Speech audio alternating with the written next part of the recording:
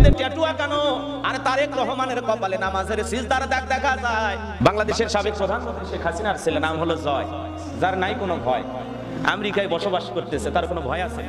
মিডিয়ার মাধ্যমে কথা বলতে গিয়ে হাফ গেঞ্জি পয়জা যখন কথা বলতেছে, দুই হাতে দুইটা ট্যাটু দেখা গেল। ট্যাটু চেনেন না আপনারা?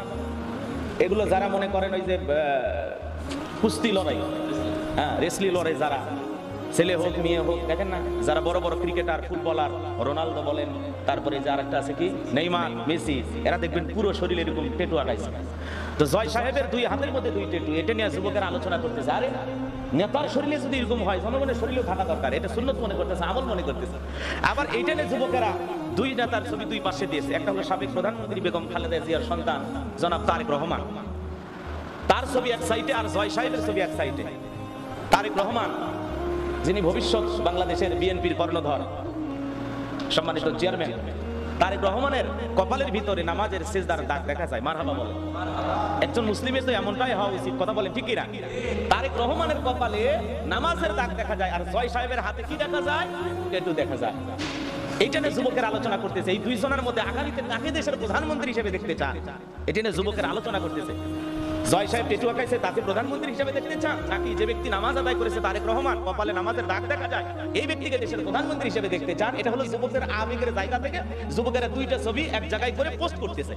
এটা করতেই পারে, যেহেতু দেশে বাক স্বাধীনতা ফিরে এসেছে, যে যার মতো মন্তব্য করতে পারে, বলতে পারে, এটা নিয়ে আমাদের তেমন কোনো কথা নাই। কিন্তু আগামীর প্রধানমন্ত্রী কে হবে, এদেশের জনগণ ঠিক করবে, কথা বলে ঠিক কিনা? কে হবে প্রধানমন্ত্রী, এটা একটা আলাদা চমক থাকবে। কে হবে, কারা হতে যাচ্ছে, এটা আমরা এখন প্রকাশ করব না, এটা জনগণ তার ভোটের রায় দিয়ে বলবে, কথা বলে ঠিক কিনা? আগামীতে কে প্রধানমন্ত্রী হবে? অনেকে বলতেছেন জয় সাহেব আবার রাজনীতিতে ফিরতে চায়, আসুক, আমাদের আপত্তি নাই তো, আসতে বলে, কথা বলেন না কেন? রাজনীতি সবার করার অধিকার আছে। তো এইগুলো নিয়ে আলোচনা চলতেছে। তো সম্মানিত হাজিরিন, আমি যে কথা বলতে চাচ্ছিলাম, বাংলাদেশের সাবেক প্রধানমন্ত্রী শেখ হাসিনার ছেলে জয়, যার শরীরের মধ্যে ট্যাটু আঁকান দেখা যায়, ট্যাটু, আর এই শরীরের ভিতরে নায়কেরা যেরকম, ক্রিকেটার, ফুটবলার, খেলোয়াড়রা যেরকম শরীরের মধ্যে নানান ধরনের ট্যাটু আঁকায়, জয় সাহেবের শরীরের মধ্যে ট্যাটুর দাগ দেখা যায়, ট্যাটু অঙ্কন করা দেখা যায়।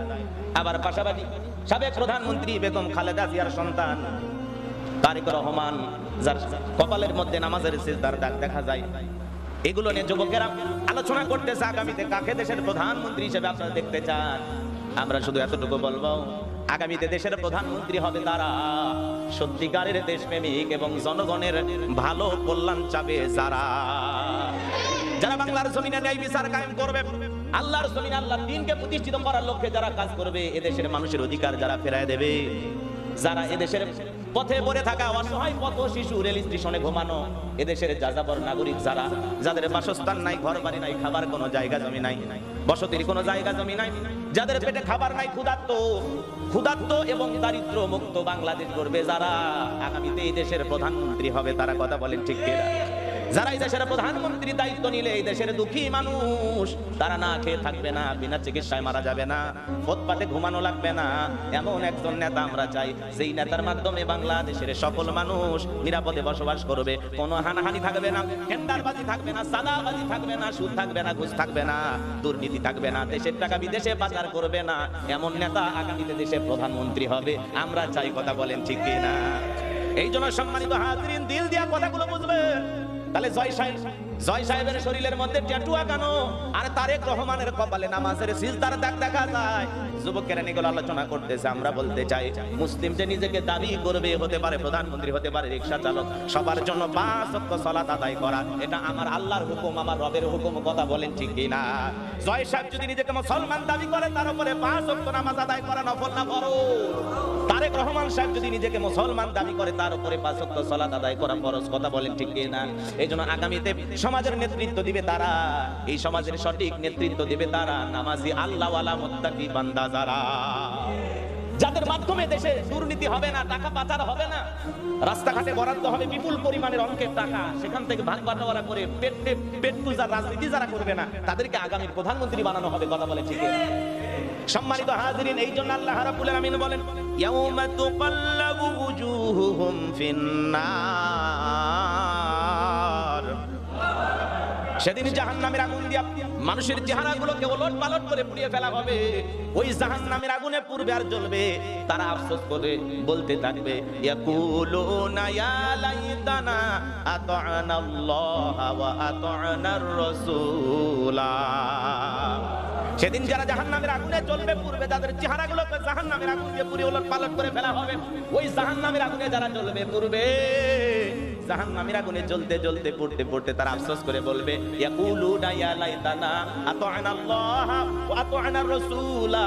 আয় আফসোস, আমরা যদি দুনিয়ার জমিনে আল্লাহর আনুগত্য করতাম, রাসূলের আনুগত্য করতাম, আল্লাহকে মানতাম, রাসূলকে মানতাম, তাহলে আমাদেরকে এইভাবে জাহান্নামের আগুনে পোড়া লাগতো না, জাহান্নামের আগুনে জ্বলা লাগতো না। সেই মানুষগুলো আফসোস করে কেন কাঁদবেন? কারা তাদেরকে জাহান্নামের আগুনে পোড়ানোর জন্য নিয়ে গেল? কাদের ওয়াসওয়াসায় পড়ে, কাদের ধোঁকায় পড়ে এই মানুষগুলো জাহান্নামে গেল? ওই জাহান্নামের আগুনে যারা জ্বলবে পুড়বে, তাদের মধ্য থেকে এক শ্রেণীর লোকেরা ডেকে বলবে, ওয়াকালু রাব্বানা ইন্না আতা'না সাদাতানা ওয়া কুবারা'ানা ফাআদাল্লুনা সাবিলা। সেদিন তারা বলবে, হে আমাদের রব, আমরা দুনিয়াতে নেতাদের কথা মানতাম, বড়দের কথা মানতাম, ওরা আমাদেরকে পথভ্রষ্ট করে জাহান্নামে নিয়ে আসছে।